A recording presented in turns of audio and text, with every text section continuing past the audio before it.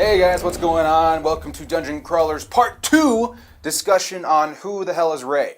So, we've gotten some pretty awesome responses from you guys on YouTube. We posted our theory about Maz Kanata's conversation with Rey, disproving that Luke could be Rey's father. Now, you guys have given out some excellent points to how she could still be a Skywalker, as well as other theories of her possible descent.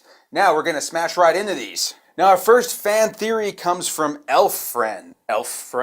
Here she states that I'd like to point out that during the dream sequence, we can see her in what looks like Jedi robes, her exceptional skills, and the part where she nearly dies at the hands of the Knights of Ren, which appears like part of the slaughter of the Jedi Academy or Temple. So here she is basically suggesting that this is why Rey has such exceptional skills with a lightsaber, connection to the Force, and many things that we saw in The Force Awakens. Now, as to her origin, Elf Friend suggests that Ben was the one that dropped her off on Jakku. That Ben was manipulated by Supreme Leader Snoke, maybe through a manipulation of Darth Vader or what have you. But he feels conflicted in killing his cousin. Maybe he's a double agent. Maybe he's got some deeper meaning or connection to the Jedi Academy. So for whatever reason, he's the one that drops her off on Jakku. So from what I'm getting from this, it seems like she could still be a Skywalker, or perhaps Jedi training in the Jedi Academy before it was slaughtered. Interesting theory. Now, another theory that's pretty close to that is by Brad Stedman, who says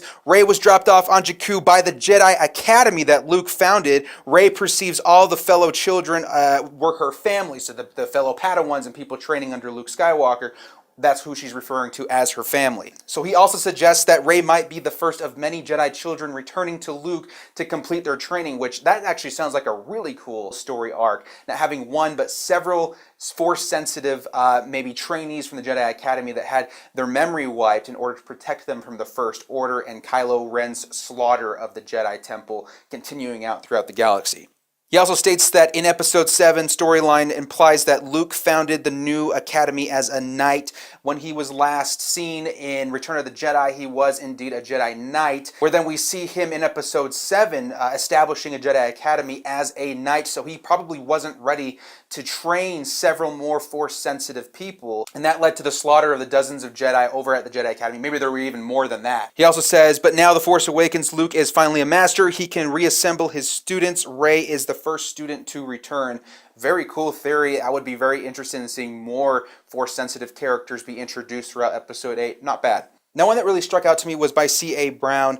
Basically, he or she is suggesting that Rey was dropped off by her mother, which is absolutely plausible. That would explain where she got her accent. I mean, yes, Luke doesn't have an English accent, but maybe she was raised by her mother who might have had an English accent. And yes, of course, Rey did have a mother, and it's completely believable that her mother was the one trying to protect her from the First Order. Perhaps that is another reason why Luke went into hiding, is that when the First Order was attacking, the Knights of Ren were attacking, they got a hold of his family, and there was nothing that he could do about it.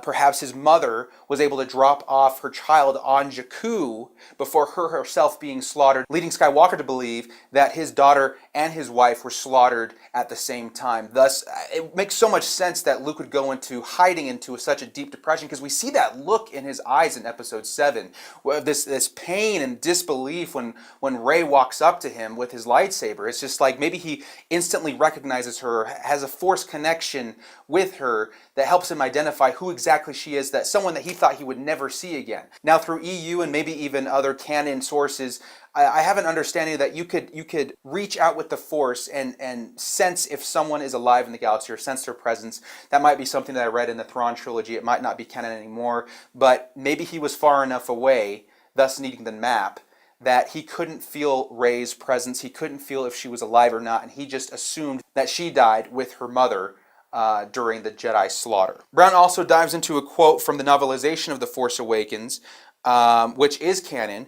Rey remembers the voice of the person who left her on Jakku, which says, "Stay here, I'll come back for you, I'll come back, sweetheart, I promise." Now that sounds like something a mother would say. So it doesn't quite prove that Luke is her father, but it gives a lot of good points leading to that maybe he is, but maybe there's a much deeper root story to it involving her mother much more heavily, which I think is a fantastic theory. Now to wrap up the video, I'm going to give one more theory that I've been giving a lot of thought about. Perhaps Rey is a descendant of Obi-Wan Kenobi. We've already seen some similarities to their attire. They dress a little bit similarly. The accent is very similar to Obi-Wan's accent. Some of her force powers are similar to Obi-Wan's strengths and force powers, such as the mind trick. It would just be a really cool way to show, as a trilogy or as a saga, the connection the Skywalkers have to the Kenobis. I feel like it's a very interesting arc. I want to hear some more theories on that. If you guys have anything that you've read or points that could help back up that theory, please leave a comment in the comment section below and kind of help us understand or solidify that theory a little bit better. Go ahead and leave your comments and theories below. Let's see if we can predict where Rey came from, who she is, her parents, the origin story of Rey before episode 8, or maybe even it'll be revealed in episode 9. Let's be the first people to get this immortalized on YouTube. And with that, till next time, may the Force be with you.